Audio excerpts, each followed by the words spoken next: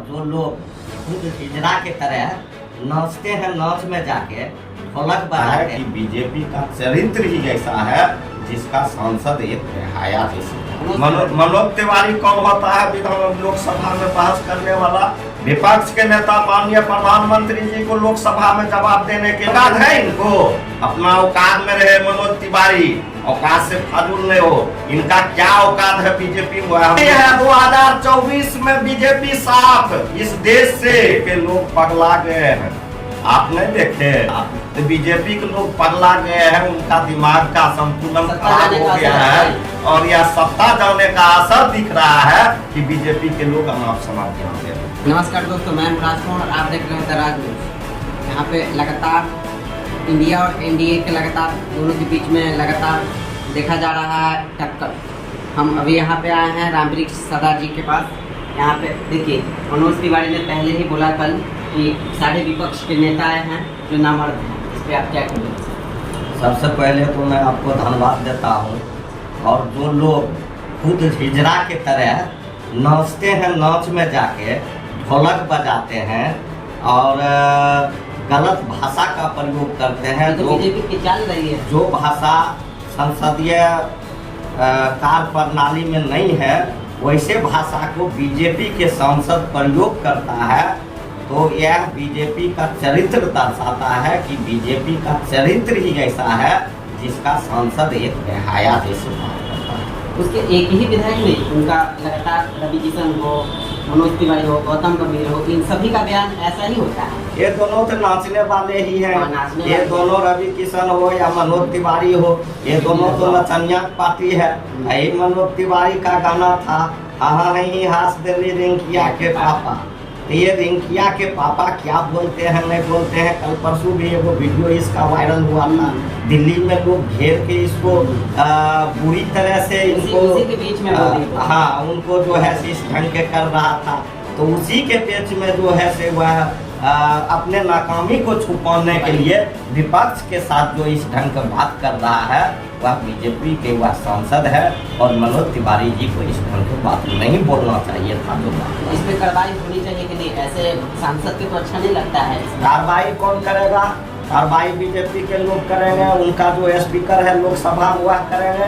क्या आपने देखे हैं कभी बीजेपी का लोग कार्रवाई किया है? आज मणिपुर का क्या हाल है? मणिपुर जल रहा है, देश के बेटियों के साथ गलत हो रहा है, पालमान बेटियों के साथ बलात्कार हुआ है, देश में बेटियों का आदिवासियों बेटियों को बहुओं को नल्ला करके घुमाया जा रहा है। तो जब इस परिस्थिति में बीजेपी के लोग कार्रवाई के लिए नहीं सोच सकते हैं, तो ये जो लोग गलत बयान देते हैं, ये तो वही लोग के इशारा पर देते हैं जो लोग कार्रवाई करते हैं, उन्हीं के इशारा पर ये बोलते हैं। बीजेपी वाले तो कहते हैं कि उनका कोई आवाज ही नहीं उठाते हैं विपक्ष, तो हम कैसे कार्रवाई करें? ये बात बोलते हैं। सबसे पहले आप मीडिया के लोग हैं और कोई भी भाषा, हम एक विधायक है, आपके चैनल के माध्यम से अगर कोई भी बात बोलते हैं, वह बात सरकार को भी मालूम होती है और एक आम पब्लिक को भी मालूम होती है। तो क्या हम भाई प्रधानमंत्री नरेंद्र मोदी जी से पूछना चाहते हैं, वह विपक्ष से पूछकर कोई काम करते हैं कि विपक्ष के पूछकर कार्रवाई करेंगे?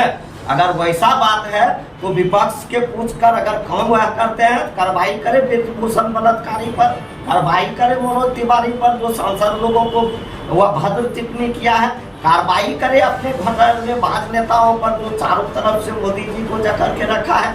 उसको यह दम नहीं है कि वह कार्रवाई करेगा, विपक्ष को कहेगा मुद्दा क्या? विपक्ष आपके चैनल के माध्यम से एक बहाया की तरह बात कर रहा है और आप कह रहे हैं कि विपक्ष कार्रवाई का मांग में कर रहा है। देखिए, मुद्दा मैं बात करना चाहता हूँ इस पे मणिपुर मुद्दे में, लेकिन कोई विपक्ष करवाना चाहता ही नहीं है बात करने। क्योंकि बेटी नहीं है। कौन बोल रहा है? मनोज तिवारी कौन होता है विधान लोकसभा में बहस करने वाला? विपक्ष के नेता माननीय प्रधानमंत्री जी को लोकसभा में जवाब देने के लिए कह रहा है। मनोज तिवारी कहां से आ गया कि विपक्ष की आवाज ही सुनेंगे? छोटी मुंह है बड़ी बात। ये बीजेपी के नेता है, औकात है इनको? अपना औकात में रहे मनोज तिवारी, औकात से फाजुल नहीं हो। इनका क्या औकात है बीजेपी में, हम लोग को देख ले। 2024 में दिखाया जाएगा वो तो देखना ही है। 2024 में बीजेपी साफ इस देश से इस बार समाज इस देश में इस बार समाजवादियों ने ठान लिया है और बीजेपी को इस देश से इस बार खदेड़ देना है और 2024 में राष्ट्रवाद का झंडा लाल किला पर फहराया जाएगा और बीजेपी को इस भारत की धरती पर धूल चटाया जाएगा। यह गठबंधन इंडिया गठबंधन एनडीए गठबंधन पर भारी पड़ रहा है, इसलिए बीजेपी के लोग को छटपटाहट हो रहा है और अनप शनप बयान दे रहा है। बीजेपी वाले एक विधायक बोल रहे थे कि इनका बिहार में कोई अस्तित्व नहीं बच गया है, उनको बहुत कम सीटों पे हम लोग रोक देंगे बिहार में। बीजेपी के लोग पगला गए हैं, आप नहीं देखे रैली था मास्टर के, विधानसभा खुलल था, सब इसका विधायक और इसका नेता विरोधी दल और इसका अध्यक्ष रोड पर दौड़ रहा था। तो बीजेपी के लोग पगला गए हैं, उनका दिमाग का संतुलन खराब हो गया है और यह सत्ता जाने का असर दिख रहा है कि बीजेपी के लोग अनाप शनाप ध्यान दे रहे हैं। ये थे हमारे साथ अलौली के विधायक रामवृक्ष सदा जी। आप अगर ये वीडियो यूट्यूब पर देख रहे हैं तो चैनल को सब्सक्राइब करिए, अगर ये आप वीडियो फेसबुक पे देख रहे हैं तो पेज को फॉलो करें।